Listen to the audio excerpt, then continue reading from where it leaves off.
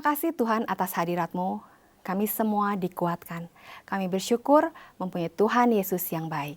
Sebentar kami akan mendengarkan sebagian dari firman-Mu. Kiranya Kau akan memberkati hamba-Mu. Kami siap menerima lawatan-Mu hanya di dalam nama Tuhan Yesus. Amin. Hari ini saya akan menyampaikan firman dengan judul Keluarga yang diurapi Roh Kudus. Mari kita baca Lukas pasal pertama ayat 5 sampai ayat 15. Saya mengajak kita membaca bersaut-sautan. Saya baca ayat yang ganjil, Bapak Ibu Saudara membaca ayat yang genap. Lalu ayat terakhir ayat 15 kita akan baca bersama-sama sehingga seluruh perikop ini kita akan pahami. Lukas pasal pertama mulai ayat yang kelima. Pada zaman Herodes Raja Yudea adalah seorang imam yang bernama Zakaria dari rombongan Abia. Istrinya juga berasal dari keturunan Harun, namanya Elisabet. Silakan.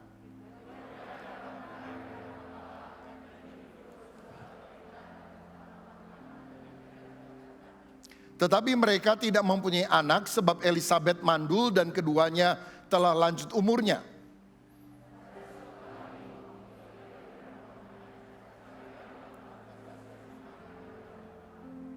Sebab ketika diundi sebagaimana lazimnya untuk menentukan imam yang bertugas, dialah yang ditunjuk untuk masuk ke dalam bait suci dan membakar ukupan di situ.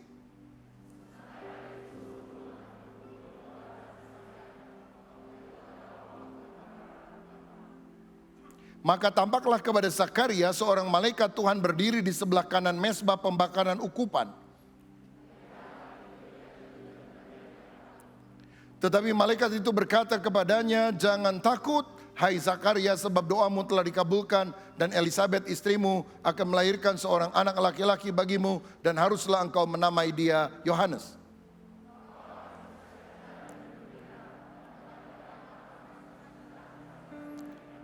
Bersama-sama, sebab ia akan besar di hadapan Tuhan dan ia tidak akan minum anggur atau minuman keras dan ia akan penuh dengan Roh Kudus mulai dari rahim ibunya."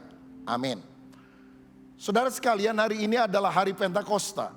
Hari Pentakosta adalah hari yang ke-50 setelah Yesus bangkit dari antara orang mati atau Paskah. Hari Pentakosta juga merupakan hari yang ke-10 setelah Yesus naik ke sorga. Pada hari Pentakosta, 120 murid berhimpun di loteng Yerusalem. Tiba-tiba mereka penuh dengan Roh Kudus yang nampak bagaikan lidah-lidah api. Dan mereka mulai berbahasa baru sebagaimana yang diilhamkan oleh Roh Kudus. Murid yang semula ketakutan mendapatkan keberanian dari Roh Kudus. Petrus berkhotbah. Di hadapan begitu banyak orang, 3.000 orang bertobat, dibaptis. Gereja mula-mula dilahirkan. Jadi kalau boleh dibilang hari ini adalah hari ulang tahun gereja secara universal yang dimulai dari hari Pentakosta pada masa perjanjian baru. Saudara-saudara, kehadiran Roh Kudus pada hari Pentakosta seharusnya menyadarkan kita bahwa peranannya harus kita terima di dalam hidup pribadi dan juga di dalam keluarga kita. Yesus naik untuk menyiapkan sorga bagi kita. Tapi kemudian Roh Kudus turun untuk menyiapkan kita bagi sorga. Kalau Yesus naik, dia pasti telah menyediakan tempat terindah di sorga bagi kita yang percaya. Tapi sekarang kita yang masih di dunia sadar, Roh Kudus dikirim untuk menyiapkan kita supaya kita punya karakter yang berkenan kepada Allah sehingga kita layak disebut sebagai warga negara kerajaan sorga. Saya yakin kalau Roh Kudus bekerja, pertama-tama dampaknya dialami secara pribadi dan juga kepada orang-orang terdekat, yaitu kepada keluarga. Jangan kita bilang saya penuh Roh Kudus, saya jadi berkat di gereja bagi banyak orang, tapi di rumah bikin ribut terus, berantem terus suami istri, orang tua dan anak. Hidup kita gak jadi teladan, saudara. Karena kehadiran Roh Kudus pertama-tama harus dirasakan oleh orang-orang dalam keluarga kita masing-masing. Salah satu contoh orang yang diurapi, dipenuhi Roh Kudus adalah keluarga Zakaria dan Elisabet. Alkitab berkata bahwa mereka adalah keturunan Imam Harun. Suaminya keturunan Harun, istrinya keturunan Harun. Tetapi dalam kebiasaan pada waktu itu, yang melayani di bait Allah adalah pria, sehingga Zakaria yang melayani di sana. Tapi istrinya juga sebagai keturunan Harun tentu mendukung pelayanan suaminya. Dan saya melihat keduanya adalah orang yang taat kepada pimpinan Roh Kudus. Karena di ayat 15 tadi dikatakan bahwa anak yang akan dikandung oleh Elisabeth itu adalah anak yang penuh dengan Roh Kudus sejak dari dalam kandungan. Dan tidak mungkin ada seorang penuh Roh Kudus dari dalam kandungan ibunya kalau ibunya tidak dipenuhkan dengan Roh Kudus. Mana bisa ibu yang penuh roh setan melahirkan atau mengandung anak yang penuh Roh Kudus. Bahkan kalau kita lihat ayat berikutnya, ketika Maria, saudara daripada Elisabeth ini berjumpa dan menyampaikan salam Maria, dikatakan Elisabeth pun penuh dengan Roh Kudus. Jadi saya melihat bahwa keluarga ini adalah keluarga yang diurapi Roh Kudus. Saudara perlu tahu bahwa walaupun pencurahan Roh Kudus terjadi pada hari Pentakosta lebih kurang 2000 tahun yang lalu, Roh Kudusnya sendiri sudah ada sebelumnya. Bukan hanya pada masa perjanjian baru, juga pada masa perjanjian lama. Bahkan dia adalah Allah yang kekal. Sehingga ketika kita mentaati petunjuk Allah yang kekal, di mana Roh Kudus sekarang mau diam di dalam hati kita, maka kita menjadi pribadi, maka kita menjadi keluarga yang diurapi dengan Roh Kudus. Saya ingin mengajak saudara untuk melihat sekarang apa saja ciri keluarga yang diurapi Roh Kudus. Sambil berkaca dari firman, apakah keluargaku sudah dipimpin oleh Roh Kudus? Dan kalau ada ciri-ciri yang belum dalam hidup kita, kita berdoa, kita rindu, Tuhan pulihkanlah keluargaku supaya dipimpin oleh Roh Kudus Allah sendiri. Yang pertama, keluarga yang penuh Roh Kudus adalah keluarga yang hidup saleh. Ayat 6 tadi berkata, keduanya adalah benar di hadapan Allah dan hidup menurut segala perintah dan ketetapan Tuhan dengan tidak bercacat. Mereka orang benar, mereka orang tidak bercacat. Tentu tidak berarti mereka tidak punya dosa. Karena kita berkata semua manusia telah berbuat dosa dan kehilangan kemuliaan Allah. Hanya Yesus satu-satunya pribadi yang tidak berdosa karena dia dikandung oleh Roh Kudus yang maha suci. Tetapi mereka adalah orang yang takut akan Allah. Mereka adalah orang yang saleh. Saleh menurut Kamus Besar Bahasa Indonesia mengandung dua arti. Pertama, saleh artinya taat dan sungguh-sungguh menjalankan ibadah. Yang kedua, suci dan beriman. Di Indonesia ini banyak sekali orang beragama, tapi belum tentu dia memiliki kesalehan batin. Saudara, Tuhan mau kita jadi orang rohani, punya spiritualitas yang baik. Bukan hanya sekedar agamawi atau punya religiusitas. Di negara kita ada banyak orang yang mengenakan simbol-simbol agama, tapi belum tentu hidup takut akan Tuhan. Saya baca berita beberapa hari yang lalu, di televisi nasional kita setiap minggu ada 69 tayangan agama. Apa enggak kebanyakan saudara sekalian? Apakah dengan 69 itu enggak bisa diisi dengan yang lain? Kalau di Singapura mungkin enggak akan ada lah yang seperti itu. Nah, apakah orang langsung menjadi rohani ketika dia melihat tayangan-tayangan agama? Jawabannya bisa ya, bisa tidak. Tergantung daripada apakah kita mau mentaati dari batin kita yang terdalam. Sebab kalau ada orang yang datang ke gereja pakai baju putih, pakai celana putih, rambutnya putih, kumisnya putih, lalu kemudian kita tanya, "Shalom Pak, siapa namanya?" "Haleluya." "Oh Pak Haleluya rupanya." "Rumah di mana Pak?" "Puji Tuhan." "Oh ada jalan puji Tuhan barangkali." "Bapak sudah makan belum?" "Shalom." Kita pikir ini rohani banget, padahal belum tentu rohani. Itu agamawi saudara. Saya ingat satu kali ada seorang yang ditangkap masuk ke tahanan karena dia suka mencuri ayam. Tapi dia rajin sembahyang. Sampai kepala tahanan bilang gini, "Anda itu rajin sembahyang tapi kok nyolong ayam. Anda itu nyolong ayam tapi kok rajin sembahyang." "Oh begini Pak, sembahyang itu agama saya." "Oh bagus. Kalau mencuri itu profesi saya Pak." Lah ini tidak ada korelasi antara agama kegiatan ibadah yang dilakukan dengan perilaku hidup sehari-hari. Zakaria dan Elizabeth bukan orang agamawi, walaupun mereka adalah imam. Mereka adalah orang yang saleh, karena mereka punya spiritualitas yang luar biasa. Apa cirinya mereka punya spiritualitas? Saudara tahu, jangan kita berpikir orang kalau sudah rajin ke gereja, suka berdoa sama Tuhan, nggak akan punya masalah. Mereka punya masalah yang besar. Masalahnya adalah Elizabeth itu mandul, tidak punya anak. Pada zaman itu mandul dianggap sebagai aib. Mandul dianggap dosa oleh sebagian orang pada zaman itu. Orang akan meremehkan mereka karena mereka tidak punya anak. Karena itu di dalam ayat 25 ketika Tuhan mengabulkan doa mereka, Elizabeth berkata, inilah suatu perbuatan Tuhan bagiku, dan sekarang ia berkenan menghapuskan aibku di depan orang. Karena selama ini dia jadi cemoohan orang.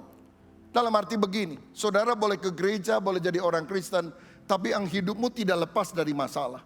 Jangan berpikir kalau udah jadi orang Kristen jalan lancar, kalau dagang pasti untung, semuanya akan baik-baik. Belum tentu. Orang percaya akan menghadapi masalah. Orang tidak percaya juga akan menghadapi masalah.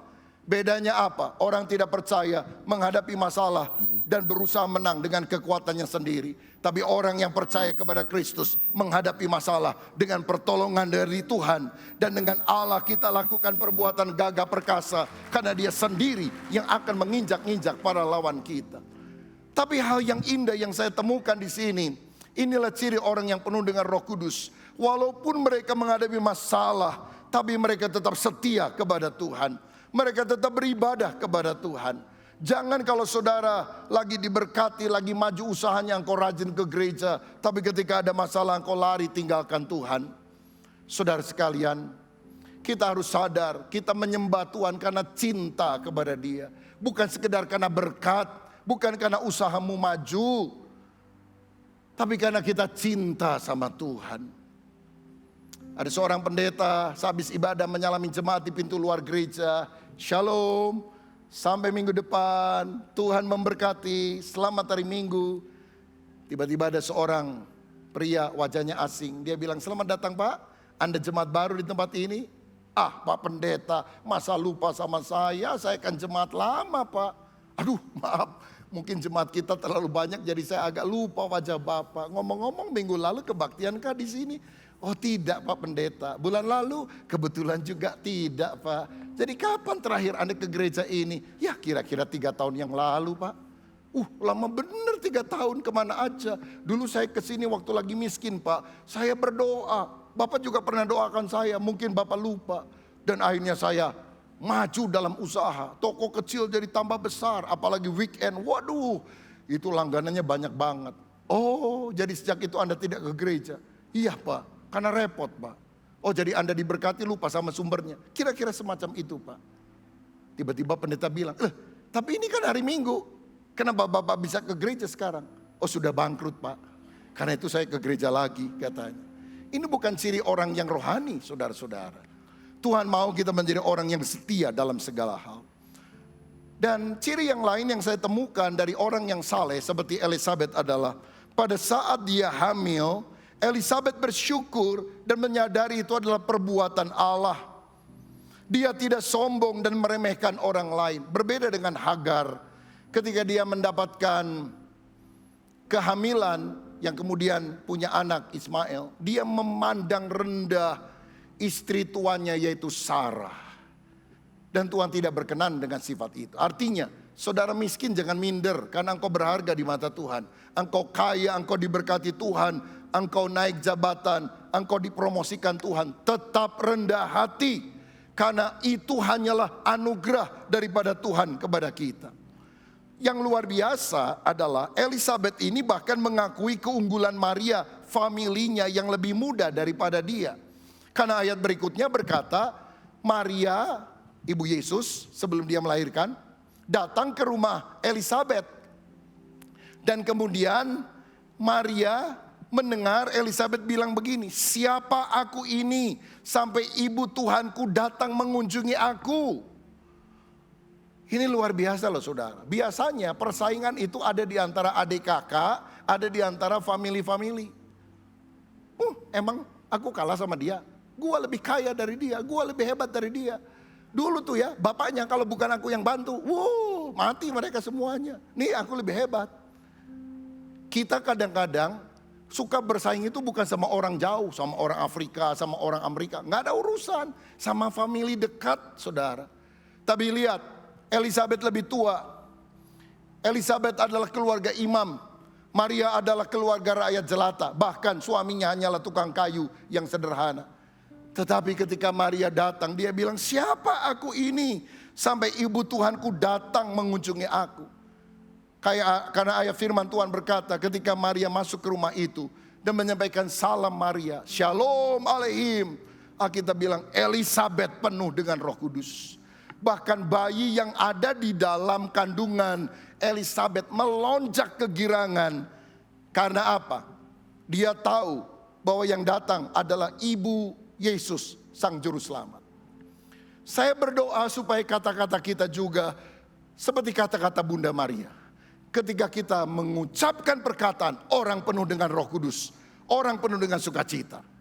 Banyak kali kita ngomong, orang penuh roh setan, saudara sekalian. Karena kata-kata kita penuh makian, umpatan dan sebagainya.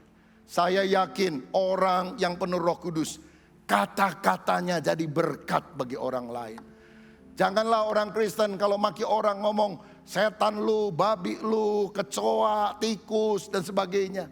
Harus dibuang kata-kata semacam itu.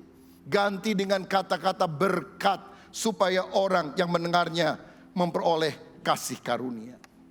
Orang yang hidup saleh adalah orang yang berbahagia dalam hidup ini.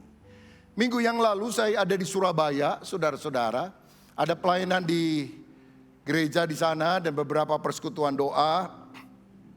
Dan saya juga bersyukur karena minggu yang lalu itu kami kumpul keluarga. Keluarga ayah saya, keluarga Abraham kumpul. Ya hampir 100 orang. Ya, jadi kita kumpul sama-sama di sebuah restoran. Kebetulan papa dan mama saya ulang tahun pernikahan yang ke-59. Rencananya kalau Tuhan kasih umur panjang tahun depan yang ke-60 di Bandung. Jadi karena 59 banyak keluarga ayah saya tinggal di Surabaya. Dia yang datang ke sana ajak semuanya traktir makan saudara-saudara, saling cerita tentang kebaikan Tuhan. Saya bersyukur karena punya orang tua yang hidup saleh takut akan Tuhan. Ini adalah legacy, warisan berharga dalam kehidupan. Kalau mereka bercerai pada pernikahan yang ke-25, ke-30, saya tidak bisa menyaksikan berkat Tuhan. Ketika minggu yang lalu mereka merayakan ulang tahun yang ke-59. Saya mau bilang, saudara, kalau engkau mau cerai, ingat ada anak, ada cucu, ada cicit. Legacy apa yang kita bisa berikan kepada mereka? Saya yakin masa depan kita patut menerima yang terbaik dari kita. Memiliki opa, oma, orang tua yang hidup saleh. Kita banyak dosa, kekurangan, kelemahan. Bahkan mungkin ada kesalahan besar yang kita pernah lakukan. Bertobat kepada Tuhan, minta diampuni. Agar Tuhan memberikan perkara yang baru. Tapi saya mau katakan, saya sebagai anak, menantu, ada cucu, ada cicit yang hadir. Bersyukur karena kami punya orang tua yang saleh, yang hidup takut akan Tuhan. Itu lebih daripada emas dan perak. Karena dia memberikan teladan bagi kami. Ciri yang kedua dari orang yang penuh dengan Roh Kudus, orang yang diurapi oleh Roh Allah adalah bukan hanya keluarga yang hidup saleh, tapi keluarga yang melayani Tuhan. Ayat 8 dan 9. Pada satu kali waktu tiba giliran rombongannya, Zakaria melakukan tugas keimaman di hadapan Tuhan. Sebab ketika diundi sebagaimana lazimnya untuk menentukan imam yang bertugas, dialah yang ditunjuk untuk masuk ke dalam bait suci dan membakar ukupan di situ. Saudara-saudara, Zakaria adalah imam melayani, istrinya mendukung pelayanan suaminya. Sebab pelayanan seorang suami tidak akan berkembang kalau tidak ada pasangan yang mendukungnya. Alkitab juga bicara tentang Aquila dan Priscilla. teman perjalanan Paulus, sama-sama pembuat tenda, tent maker. Tapi di kemudian waktu Alkitab menulis Priscilla dan Aquila. Kenapa nama istri wanita disebut dulu? Pada zaman itu wanita kurang dihargai dibandingkan dengan pria. Karena rupanya istrinya lebih ngerti firman, lebih bisa mengajar, lebih jadi berkat bagi jemaat. Tetapi saudara-saudara, suaminya tidak perlu rendah diri, istrinya juga nggak perlu sombong. Karena suami tidak ditopang oleh istri, nggak akan berkembang maksimal. Istri tidak ditopang oleh suami, tidak akan berkembang maksimal. Setiap kita harus mengerti apa karunia yang Tuhan berikan kepada istri, kepada suami kita. Dan kita mendukung maksimal sesuai dengan apa yang Tuhan mau. Tugas dari Zakaria adalah menjadi imam yang berombongan untuk melayani di bait Allah. Biasanya mereka dibagi tim, dibagi shift. Kecuali biasanya pada 3 hari raya besar ini, Paskah, Pentakosta seperti hari ini, dan juga Pondok Daun, the Feast of Tabernacle. Seluruh imam keluar untuk melayani di bait Allah karena yang datang ke bait Allah sangat banyak sampai membludak. Tapi hari-hari biasa mereka dibagi rombongan-rombongan. Saya melihat sangat baik untuk kita bisa melayani Tuhan. Tapi melayani itu harus dalam rombongannya, harus dalam timnya, harus dalam shiftnya. Jangan kita mau menonjol sendiri dalam pelayanan. Kita harus punya teamwork. Jangan bilang pokoknya saya mau pelayanan karena saya yang paling hebat, karunia-Nya luar biasa. Nggak dipakai Tuhan yang model gitu. Teamwork itu sangat penting. Kelebihan saya menutupi kekurangan saudara, tapi kelebihan saudara menutupi kelemahan saya. Kalau engkau ingin punya anak yang melayani, jangan hanya dorong dia menjadi pemimpin pujian, menjadi singer, menjadi pemain musik atau menjadi apapun. Tapi dorong dia terlebih dahulu masuk dalam satu komunitas, di mana dia bisa ngeblend bersama-sama dengan yang lain. Sama orang kaya, sama orang miskin, sama orang berpendidikan, sama orang yang kurang terpelajar. Supaya akhirnya dalam satu tim kita bisa melayani bersama-sama. Zakaria pada waktu itu mendapatkan giliran membakar ukupan, kemenyan di dalam ruang suci. Saudara tahu ada banyak imam bertugas di pelataran, tetapi dia kali itu mendapatkan kesempatan yang berharga. Bisa masuk ke ruangan suci, membakar kemenyan di mesbah ukupan, mesbah dupa. Sebagai tanda ada hadirat Allah selalu yang harus dinaikkan. Karena doa-doa kita kepada Tuhan menyebabkan hadirat Allah turun dalam hidup kita. Dan yang dahsyatnya pada saat dia melayani pelayanan dengan tulus, dia berjumpa dengan malaikat Tuhan. Dan malaikat Tuhan membawa pesan, Zakaria, doamu telah didengar oleh Tuhan. Saya mau bilang, saudaraku, setialah melayani sesuai dengan talenta dan panggilan apapun yang Tuhan percayakan kepada saudara. Maka hidupmu akan jadi berkat bagi banyak orang. Saya bersyukur Pak Willy Yosef, Dr. Willy Yosef, sejak dari jadi bupati, saudara, sekarang adik beliau jadi bupati di sana. Dia bukan hanya mengatur pemerintahan daerah yang ada, tapi rindu supaya para hamba-hamba Tuhan khususnya di GKE mengalami kemajuan. Saya pernah diundang dalam satu seminar di Gedung Tambun Bungai, mungkin gedung paling besar ya di Palangkaraya. Dan seingat saya ada lebih dari 1.000 hamba Tuhan, aktivis gereja dari GKE, menerima sesi yang saya bawakan. Pertama kalau saya nggak salah tentang homiletika, ilmu berkhotbah. Yang kedua tentang manajemen gereja. Dan semua difasilitasi dari pemerintah. Dan ada Pak Willy di sana. Kalau tidak berapa besar biayanya? Dari mana pendeta punya uang semacam itu?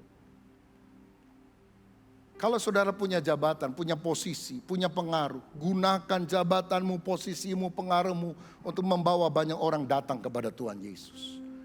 Jangan sukses sendiri. Engkau harus menabur di ladang Tuhan. Karena itulah hidup yang berharga. Bukan hanya to take, mengambil dari dunia, tapi to give, memberikan hidup. Karena itulah yang berharga. Apa yang kita miliki akan kita tinggalkan waktu kita mati. Tapi apa yang kita tabur itu kita akan terima pahalanya di dalam kerajaan sorga. Dalam reuni keluarga kami minggu yang lalu di Surabaya, saya melihat saudara-saudara, 9 semuanya kumpul cukup lengkap. Ayah saya 9 bersaudara, beberapa sudah meninggal, tapi 5 orang jadi pendeta. Dan di generasi berikutnya, saya jadi pendeta.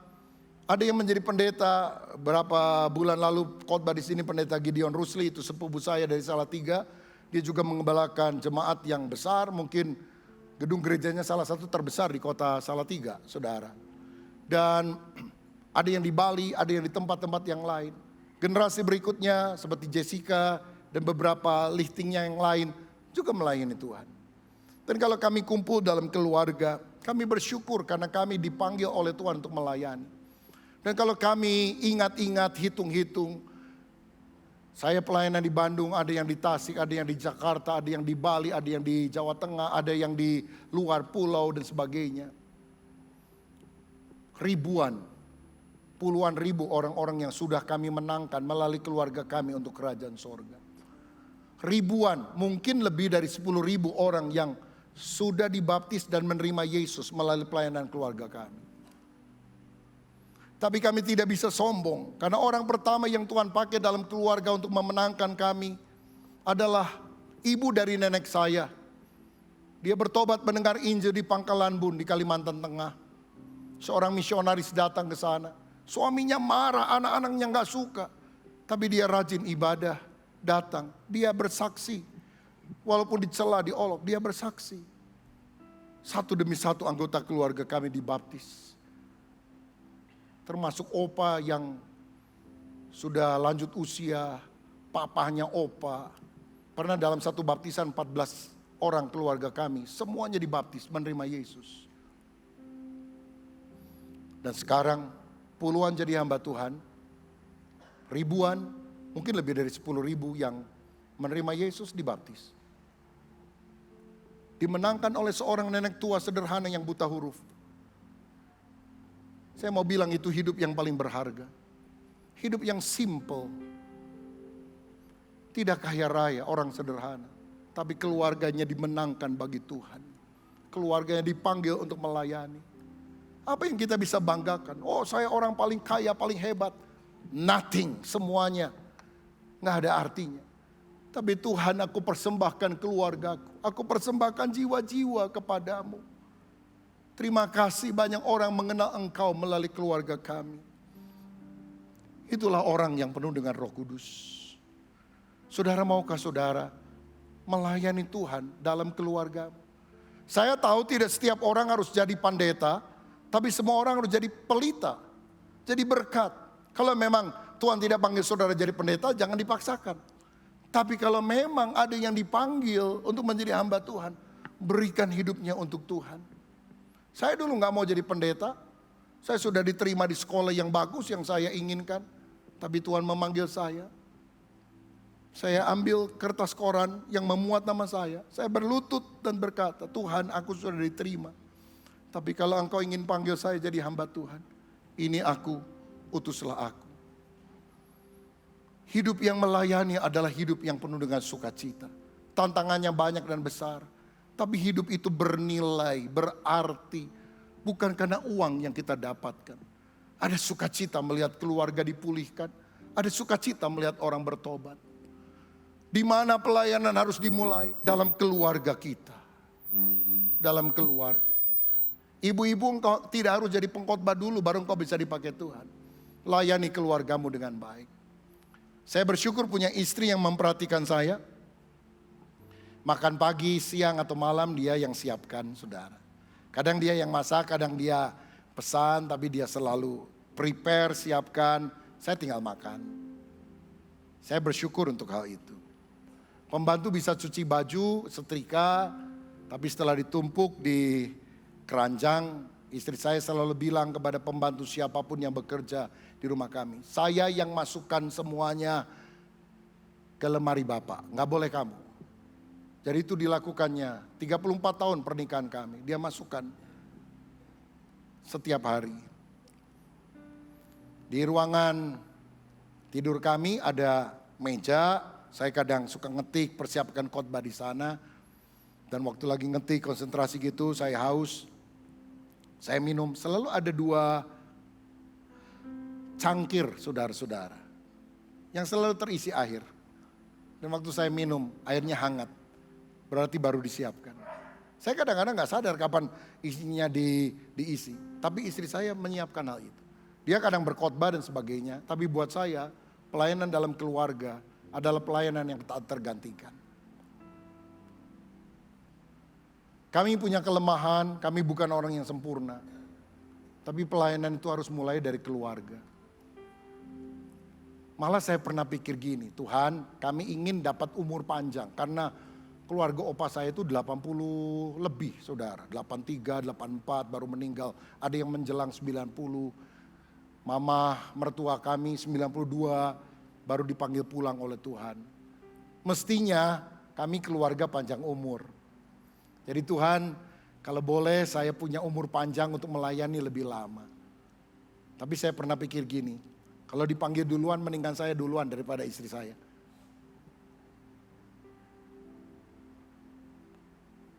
Ibu-ibu, jangan hanya sibuk di luar.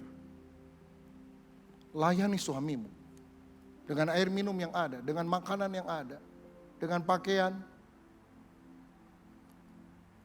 dengan rumah yang rapi. Saudara boleh pergi ke panti asuhan, panti jompo, nyuapin anak yang gak punya bapak dan sebagainya. Gak ada artinya kalau engkau tidak jadi berkat dalam keluarga. Mulai dari keluarga. Itu yang tidak dilihat orang lain. Saya belum pernah khotbah ini saudara. Istri saya juga mungkin belum pernah mendengar hal ini. Tapi saya bersyukur. Karena itu pelayanan. Itu pelayanan. Jangan yang muluk-muluk, wah hebat ya ini dan sebagainya. Maukah kita melayani keluarga kita? Itu ciri orang yang penuh dengan Roh Kudus. Bukan hanya suaranya keras, teriaknya hebat, suaranya bagus, khotbahnya lantang. Mulai dari keluarga. Ciri yang ketiga dari keluarga yang diurapi Roh Kudus adalah keluarga yang berdoa. Ayat 13.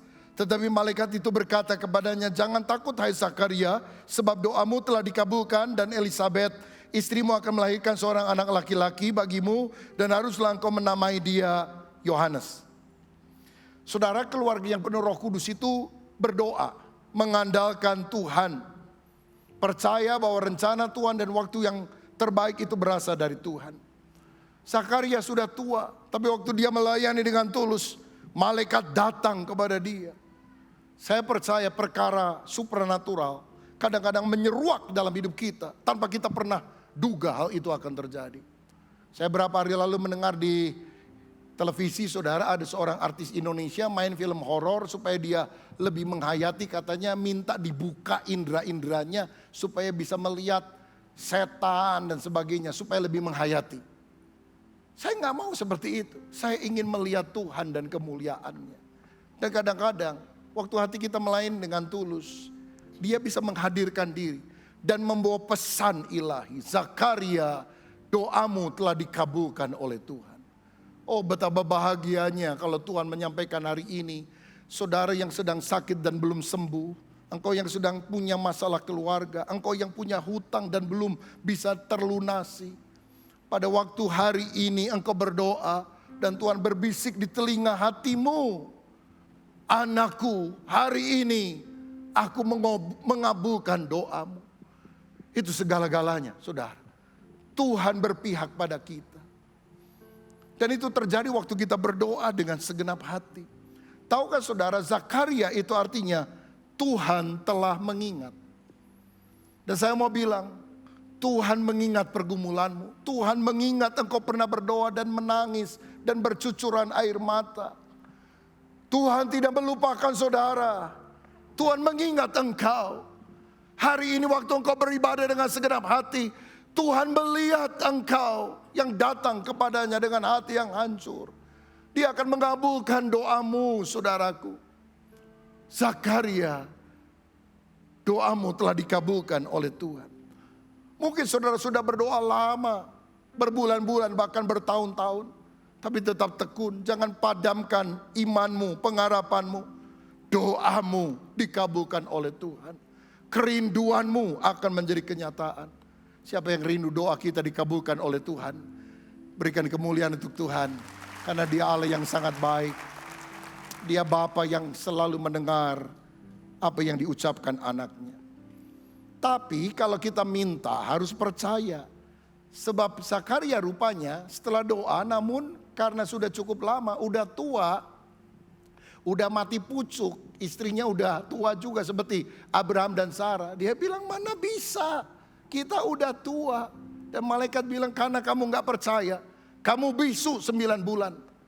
Kamu baru bisa ngomong ketika nanti anakmu lahir. Saya mau bilang, ketidakpercayaan mengundang hukuman Tuhan. Kepercayaan, iman mendatangkan mujizat daripada Tuhan. Mari kita beriman kepada Tuhan. Karena di dalam iman kita akan mengalami pertolongan yang luar biasa. Dan saya juga melihat bahwa keluarga ini keluarga yang taat.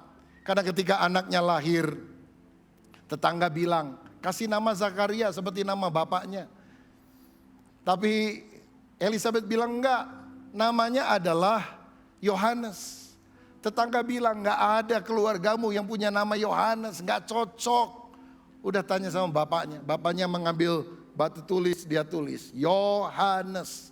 Dan ketika dia nulis taat seperti yang malaikat bilang, sejak saat itu dia mulai berbicara. Saya percaya ketaatan akan mendatangkan mujizat dan berkat di dalam kehidupan. Mari kita belajar taat. Orang boleh ngomong ini, usul ini dan sebagainya. Good idea, but not God's idea. Idenya Tuhan harus lebih bagus dari idenya manusia. Dan ketika dia bilang, aku taat idenya Tuhan, mujizat dia alami, dia berbicara lagi. Sama seperti Zakaria dikabulkan doanya oleh Tuhan. Mari kita berdoa dan percaya bagi Allah tidak ada yang mustahil. Musa berdoa, laut Tebraur terbelah menjadi 2. Elia berdoa, api turun dari sorga. Daniel berdoa, mulut singa menjadi terkatup. Yesus berdoa, 5 roti 2 ikan mengenyangkan 5.000 orang. Lazarus yang mati dibangkitkan. Kalau hari ini dalam rumah Tuhan engkau berdoa dari dasar hatimu yang terdalam, Tuhan masih ada. Tuhan masih sanggup mendengarkan doa saudara. Berdoalah saudara. Doa menghubungkan kita yang terbatas dengan kuasa yang tanpa batas. Dan jadikan doa sebagai habit dalam hidup kita. Saya punya opa, papa dari ayah saya. Seorang pendoa luar biasa. Apapun yang dia kerjakan, dia lakukan. Kalau jam berdentang di rumah kami, kadang pada masa tua dia ikut tinggal di rumah papa saya. Jadi saya tahu kehidupannya. Teng, teng, teng, jam 6 pagi. Dia akan tinggalkan semua kegiatannya, dia berdoa kira-kira 15-20 menit. Dan saya selalu tahu karena dia gak pernah doa dengan tertutup mulutnya. Dia selalu berdoa dengan bersuara, nyanyi satu lagu, menyembah Tuhan. Lalu berdoa untuk 9 anaknya, 9 menantunya. Dan 20 lebih kalau gak salah cucu-cucunya waktu itu. Dan di antara nama-nama cucunya, nama saya juga disebut. Saya lagi nakal-nakalnya saudara sekalian. Saya lagi bandel-bandelnya. Tiap hari didoakan oleh opa saya. Jadi anak yang berguna, jadi hamba Tuhan. Gak kuat saudara, tiap hari didoakan. Sampai jadi hamba Tuhan. Jam 6, jam 9, jam 12, jam 3 sore, jam 6 sore, jam 9 malam. Selalu dia punya ritual doa di hadapan Tuhan. Kalau ada orang sangat terpesona dengan hamba Tuhan, dengan karunia nubuatan, dengan hebat dipakai Tuhan. Saya biasa-biasa aja. Karena di rumah kami, saya punya pendoa syafaat yang hebat, saudara-saudara. Saya belum pernah lihat ada orang yang punya ketekunan doa seperti itu. Dan kalau keluarga kami dipakai Tuhan, itu karena ada orang yang mendoakannya. Ada orang yang menaburnya. Sukses itu enggak ujuk-ujuk jadi, enggak saudara. Ada benih yang telah ditabur oleh para pendahulu kita. Maukah engkau menjadi keluarga yang berdoa? Doa luar biasa. Zakaria dan Elizabeth berdoa. Mereka punya anak pada masa tua. Berapa bulan lalu saya dan istri ada di Jakarta. dengan anak kami yang kecil, makan di Plaza Indonesia. Dan setelah selesai makan, jalan-jalan sedikit, ya lihat-lihat saudara supaya perut nggak terlalu buncit begitu. Lalu kami belok ke kanan, ke salah satu lorong pertokoan yang ada orang panggil nama saya, Om Rubin katanya. Saya noleh, siapa ya, saya agak lupa. Oh rupanya ini keluarga dari Tasik, saudara-saudara, sudah lama pindah ke Jakarta. Saya anaknya ini, oh iya, gimana sekarang, tinggal di mana, apa kabar? Sudah berapa lama menikah, anak berapa? Dia bilang saya belum punya anak Pak. Udah berapa tahun menikah, 7 tahun. Roh Kudus menggerakkan saya di pertokoan itu. Saya bilang mau gak saya doakan kamu saat ini? Di mana? Ya di sini. Saudara-saudara, saya bilang oh ya mau. Jadi kami berdoa, saya tumpang tangan, saya bersuara dengan lantang. Saya gak peduli orang lalu lalang. Mereka gak kenal saya juga gak kenal mereka. Pokoknya saya doa, saudara. Ada hadirat Tuhan di sana. Anak saya foto. Saya berdoa supaya Tuhan menganugerahkan keturunan kepada mereka. Amin, selesai bulan depan. Rupanya orang itu cari-cari WA saya. Dia dapat, dia bilang, saya WA hanya ingin mengucapkan terima kasih. Karena beberapa saat setelah kita ketemu gak sengaja di sana, saya pergi ke dokter dan istri saya dinyatakan hamil. Saya berdoa supaya ini akan menjadi anak yang lahir dengan baik, dengan lancar oleh anugerah Tuhan. Kalau saya lewatnya ke kiri gak ketemu tuh saudara sekalian. Kalau saya langsung, kita jalan juga gak lama, paling 5-10 menit saudara. Kalau saya bilang ayo pulang yuk, udah ngantuk, gak ketemu. Ada peristiwa yang tampaknya kebetulan, tapi ada perjumpaan ilahi yang Tuhan bisa lakukan. Dan kalau engkau mempercayai hal itu, mujizat masih terjadi saat ini. 2 bulan lalu saya melayani di gereja yang kita gembalakan di Jakarta. Dan seorang pengurus ngajak saya makan siang. Saya dan istri, dia dengan istrinya ngobrol-ngobrol. Dan dia sharing gini, Pak, masa pandemi ini masa yang sangat berat. Saya punya utang besar Pak. Karena dia itu saudara biasa utang ke pabrik kain. Jadi dia pinjam, ambil kain, 3-4 bulan baru bayar. Dia jualnya juga sama saudara ya. Jadi dia ambil kain itu dia jual 3-4 bulan baru orang bayar. Sampai satu kali orang pabrik bilang, kamu mestinya satu kali bisa beli kontan, jualnya juga kontan. Mana bisa katanya. Saya dari dulu juga ngutang. Lagi pandemi benar-benar terjadi. Karena pabrik itu gak kasih utangan. Kalau mau beli cash, dia gak sanggup. Karena barang sulit untuk dia lepas di lapangan. Orang maunya ngutang. Jadi dia bilang saya stres Pak. Saya gak bisa ambil barang. Kain-kain numpuk. Kalau gak salah ratusan ton saudara. Kain-kain numpuk. Dan saya gak bisa jual karena semua mau utang sama saya. Dalam masa pandemi saya hampir gila. Kepala seperti mau pecah. Saya pernah dengar satu kali walaupun dia tidak cerita kemarin. Satu kali dia bawa mobil, berhenti di depan sebuah pertokoan, gak bisa tidur. Dia buka pintu, buka kaca jendela, dia tidur di situ saudara. Karena gelisah dalam rumah. Saya stres Pak. Saya asalnya mau jual obral habis-habisan. Udahlah gak apa-apa, jual rugi. Tapi seperti ada tuntunan Tuhan, tahan. Jadi saya pikir asal saya bisa makan lah sama anak, saya coba tahan. Akhirnya kondisi COVID sudah agak sedikit membaik, dia mulai bisa lepas kain itu di pasaran. Gak lagi diutangkan cash. Dia bilang saya belinya cash, kamu juga harus bayar cash. Akhirnya harganya mencapai harga normal seperti apa yang ada.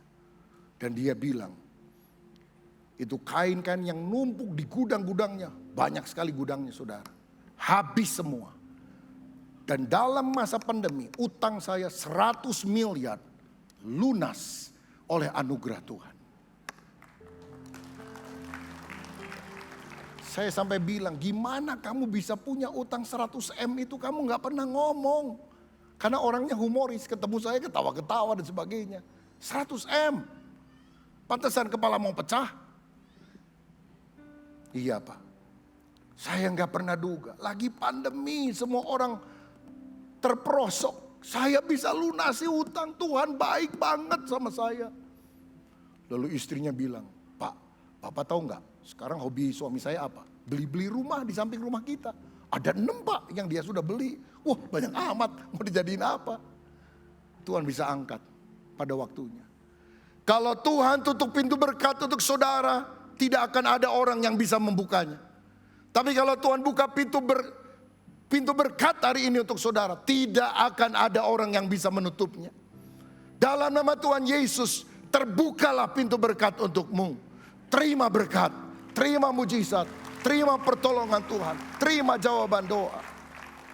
Percaya masih ada mujizat bagi orang yang beriman. Koordinator ibadah kami bilang, Bapak tahu enggak? Tiap tahun kan kita bikin agenda pembacaan Alkitab setiap tahun, Kejadian sampai Wahyu. Dia udah ikut Pak.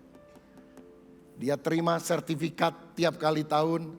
Kejadian sampai Wahyu selesai kita kasih sertifikat dari gereja. Dia sudah 7 kali baca Alkitab, perjanjian lama, perjanjian baru. Dan orang itu bilang, itulah kekuatan saya ketika saya mengalami beban yang begitu berat. Ada firman yang menguatkan, ada doa yang dipanjatkan. Saudara mau mengalami mujizat? 100 M. Baca Alkitab. Baca Alkitab sekali aja nggak beres, mau mujizat 100 M gimana? Doa, baca firman. Saya tahu pengalaman kita berbeda. Tapi ketika dasarnya doa dan firman, kekuatan ilahi mengalir. Yang terakhir, yang keempat, keluarga yang diurapi Roh Kudus, cirinya adalah keluarga yang melahirkan keturunan ilahi. Ayat 15, sebab ia akan besar di hadapan Tuhan dan tidak akan minum anggur atau minuman keras, dan ia akan penuh dengan Roh Kudus mulai dari rahim ibunya. Yohanes besar di hadapan Tuhan. Inilah ciri keluarga yang penuh Roh Kudus, melahirkan keturunan ilahi. Saudaraku, kalau engkau punya anak, doakan bukan hanya besar di hadapan manusia, hebat di depan dunia, tapi besar di hadapan Tuhan. Yohanes itu orang biasa, dia orang sederhana, pakaiannya bulu unta, makan belalang. Saudara-saudara, tapi dia adalah orang besar di hadapan Tuhan. Yesus bilang, di antara semua manusia yang pernah dilahirkan dari seorang wanita, tidak ada yang lebih hebat dari Yohanes Pembaptis. Walaupun matinya memperhatinkan, dipancung kepalanya, dibawa sebagai hadiah Herodes untuk istrinya Herodias atas permintaan anaknya Salome. Kelihatannya menyedihkan, tapi di hadapan Tuhan dia orang besar, dia orang hebat. Kalau engkau punya anak, jangan hanya sekolahkan di sekolah unggulan, dikasih les macam-macam, hebat, guru terbagus, sekolah terbagus, bagus. Tapi didik anakmu takut akan Tuhan. Kalau enggak dia makan hati loh saudara. Jadi orang yang rindu, anakku harus besar di hadapan Tuhan. Bukan hanya sukses di hadapan manusia, dia harus jadi besar di hadapan Tuhan. Dia mengenal Tuhan, dia dipakai oleh Tuhan. Seperti Yohanes, tidak minum anggur, penuh Roh Kudus, membuat umat Tuhan berbalik kepada dia. Dan dialah yang memperkenalkan Yesus kepada orang banyak. Saudara tahu kenapa Tuhan tidak segera mengabulkan doa Zakaria dan Elizabeth supaya mereka punya anak? Karena ternyata anak ini akan menjadi full rider, pendahulu dari Yesus. Sehingga ketika Yesus akan muncul, Yohanes yang memperkenalkan, inilah anak domba Allah yang mengangkut dosa seisi dunia. Jadi dia mesti lahir agak sejaman dengan Yesus. Hanya beda mungkin selisih setengah tahun. Enggak 10 tahun, 20 tahun lebih awal dari dia. Pikiran kita terbatas, tapi waktu Tuhan yang terbaik. Dan yang muncul adalah seorang anak yang bilang, percaya kepada Yesus. Dia anak domba Allah yang mengaku dosa seisi dunia. Orang-orang mengenal Yesus karena pertama kali yang mengintroduce, memperkenalkan adalah Yohanes Pembaptis. Saya berdoa kalau kita punya keturunan adalah orang-orang yang bisa membawa temannya, keluarganya, familinya, orang banyak datang kepada Yesus. Karena umur kita cuma 70-80 tahun, setelah itu mati. Tapi kalau kita mengenal Yesus, ada hidup kekal selama-lamanya di dalam kerajaan sorga. Sifat seorang anak dibentuk dari nilai-nilai dan keteladanan yang ditanamkan orang tuanya. Karena itu didiklah seorang anak muda menurut jalan yang patut baginya. Maka pada masa tuanya pun dia tidak akan menyimpang dari jalan itu. Kata Amsal 22 ayat yang ke-6. Bukan hanya punya anak yang sukses, tapi anak yang takut akan Tuhan. Itu yang harus menjadi doa saudara. Di Amerika pernah ada seorang pendeta, punya 5 anak, 5-5-nya jadi pendeta. Satu kali bapak pendeta dan 5 anak pendeta sedang ada dalam rumah yang sama. Kebetulan mereka lagi kumpul. Ada seorang tetangganya orang Kristen mampir. Weh, ada 6 pendeta di sini. Luar biasa. Lalu dia tanya, ngomong-ngomong, siapa pendeta yang paling hebat di rumah ini? Dan semua tangan menunjuk pada satu orang. Dan itu adalah ibu mereka, mama mereka. Dia adalah pendeta terhebat di rumah kami. Oh, mama kamu gak pernah saya dengar khotbah. Oh, dia tidak berkhotbah di mimbar. Tapi dia berkhotbah dengan makanan yang dia siapkan. Dia berkhotbah dengan pakaian yang bersih yang dia bersihkan untuk kami. Dia setrika untuk kami. Dia adalah mama yang selalu siap dengan nasihat dan kasihnya. Memang kami jadi 6 pendeta. Tapi mama kami adalah pendeta terbaik di rumah ini. Itulah pelayanan sejati. Itulah artinya dipimpin oleh Roh Kudus. Dampaknya luar biasa kepada generasi berikutnya. Saya pernah membaca keturunan seorang ateis bernama Mac Jukes menikah dengan Aida Tate, orang yang tidak kenal Tuhan. Dan setelah ratusan tahun diteliti daftar keturunannya, 440 orang suka berpesta pora, 310 orang jadi gepeng, gelandangan dan pengemis, 190 orang jadi pelacur, 130 orang jadi narapidana, 100 orang jadi pecandu alkohol, 60 orang suka mencuri, 55 orang korban pelecehan seksual, 7 orang jadi pembunuh. Sejaman dengan dia, hidup seorang hamba Tuhan namanya Jonathan Edward. Dia menikah dengan seorang wanita saleh yang bernama Sarah Edward. Setelah ratusan tahun diteliti daftar keturunannya, 440 orang jadi pendeta, misionaris dan teolog, 310 orang jadi pengacara, 60 orang jadi dokter, 60 orang jadi penulis buku, 30 orang jadi hakim, 14 orang jadi rektor universitas, 3 orang jadi anggota Kongres Amerika, 1 orang jadi wakil presiden Amerika. Generasi semacam apakah yang saudara harapkan muncul dari pohon kehidupan keluarga kita? Hiduplah takut akan Tuhan. Kalau keluarga kita mau dikuasai Roh Kudus, kita akan punya keturunan seperti Jonathan Edward. Kalau kita mengikuti hawa nafsu duniawi, engkau boleh sukses, hebat dan sebagainya.